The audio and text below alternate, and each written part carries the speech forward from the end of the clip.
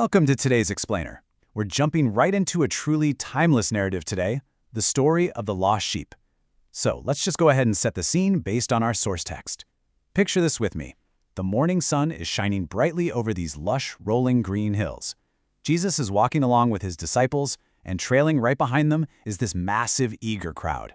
They are hanging on to his every move, just waiting to hear what he has to say. It's a beautifully peaceful, warm morning. But the entire narrative we're about to unpack is actually sparked by a very direct, incredibly personal interruption from someone in that crowd. And here is that interruption. A young boy in the crowd just raises his hand and asks this really poignant question. Teacher, does God really care about every single person? Now, this question is so important because it establishes a vulnerable, real-world anchor for everything that follows. I mean, this isn't some high-level academic theological debate, right? It's just a simple, honest question from a kid. Does every single individual actually matter? Jesus smiles warmly at the boy. And instead of giving him a complex lecture, he simply says, "Listen carefully, and I will tell you a story." As the crowd falls completely silent, Jesus transports them in their minds to a wide open meadow. Which brings us to Section 1, the missing 1%. So, in the story Jesus begins to tell, we meet a shepherd out in this wide meadow. Around him, 100 sheep are grazing peacefully. It's this scene of total tranquility. But as evening starts to roll in, the shepherd begins his daily routine of counting his flock, just to make sure everyone is safe and sound before nightfall. He's counting 97, 98, 99, and then he just stops. The realization hits him like a ton of bricks. One sheep is missing. 99 safe sheep versus one missing sheep, that is literally just 1% of the flock. Now, in purely practical terms, a 99% success rate, that's fantastic. Most people would just cut their losses. But for this shepherd, that one missing percent changes absolutely everything. Without a second of hesitation, he takes action, handing his 99 safe sheep over to his helper. Now, the helper, who kind of represents the practical, pragmatic side of human nature, questions this immediately. He's like, "Master, it's only one sheep. Why risk your life for it?" And this brilliantly illustrates the core tension of the whole story.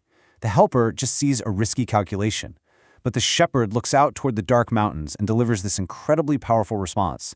"Because that one sheep belongs to me, I will not leave it behind."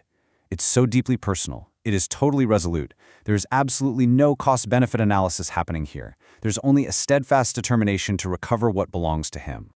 Moving right along to Section 2, the wilderness rescue. Here's where the story takes a dramatic shift. Let's actually trace the physical toll of this rescue. Leaving the safety of that wide, peaceful meadow, the shepherd steps directly into the perilous, completely unpredictable environment of the dark mountains. At evening, he hands off those 99 safe sheep and grabs his lantern. By nightfall, things are getting rough. The wind grows stronger, and the forest becomes pitch black. He's calling out into the void, "Little one, where are you?" but gets absolutely nothing back. Hours pass in this dark wilderness. Finally, hours later, he hears it, a faint "bah, bah" echoing from a rocky cliff. The frightened sheep has slipped into a narrow pit and can't escape. The shepherd hurries toward the sound, and minutes later, he is carefully climbing down into that dangerous narrow pit to reach the animal. After all that tension, the wind, the dark, the steep rocky cliffs, we finally arrive at this moment of profound comfort. The shepherd reaches the frightened animal and simply says, "Don't be afraid. I've come to take you home." He gently lifts the trembling sheep onto his shoulders, and the source text notes that the sheep rest peacefully, knowing it is safe. It's like all the anxiety and terror of the wilderness is instantly replaced by the security of the shepherd's shoulders. Okay, Section 3, a joyful return. The danger is past and the shepherd makes his triumphant walk back. When he finally returns to the meadow, it isn't just business as usual. The text tells us that everyone celebrated. The helper, who earlier was totally questioning the logic of this whole mission, looks on in amazement and goes, "You found it." And the shepherd, smiling right in the middle of this huge celebration, delivers this defining quote, "There is great joy when even one lost sheep is found." This, right here, is the emotional climax of the story Jesus is telling. The recovery of just one lost individual doesn't just bring relief, it brings sheer, unadulterated joy. The value placed on that single life is absolute. Which leads us directly into Section 4, the parable's true meaning. So the story of the shepherd concludes, and the narrative brings us right back to the real-world setting. Looking out at the crowd on those green hills, Jesus makes an incredibly clear, direct analogy between the physical rescue in the story and a much larger spiritual truth. He explains, in the same way, your Father in heaven rejoices when one person who has wandered away turns back to him. The shepherd rejoicing over the sheep, that is the exact parallel to God rejoicing over a wandering person. Jesus makes it unequivocally clear to the crowd. No one is forgotten, no one is ever beyond God's love. And remember that young boy who started this whole conversation? Well, he's been listening intently this whole time. Processing all of this, he smiles and asks for one final personal confirmation. So, even if I feel lost, God will come looking for me?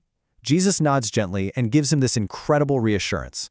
Yes, my love never gives up on you. The source text actually notes that the boy's eyes fill with hope as the crowd begins to praise God. Talk about taking a huge, abstract theological concept and bringing it all the way down to a personal guarantee for this child. To really wrap up our understanding of this text today, let's look at the narrator's closing message, which connects the themes of this parable directly to our own human experience. I mean, why do we feel like that wandering sheep in the first place? The text identifies three very powerful emotional states: fear, mistakes, and loneliness. These are essentially our modern wildernesses. These are the dark mountains and the narrow pits that we fall into, making us feel completely disconnected and lost. But the narrator makes sure we definitely don't end on that feeling of being lost. The final takeaway from this source material is absolute. Jesus teaches that God's love never stops searching. No matter how far into the wilderness you wander, He welcomes you back with total joy. The core message here is unmistakable. You are deeply loved, and you are never beyond His reach. And that brings us to the end of our explainer today. We've seen the sheer dedication of the shepherd, the monumental value of that missing 1%, and the promise that the search never stops. So I want to leave you with a final thought to reflect on, based on everything we've just uncovered together. If the message of this story holds true, if you are truly never beyond reach and the search for you never ends, will you let yourself be found? Thank you so much for joining me today, and keep seeking the answers.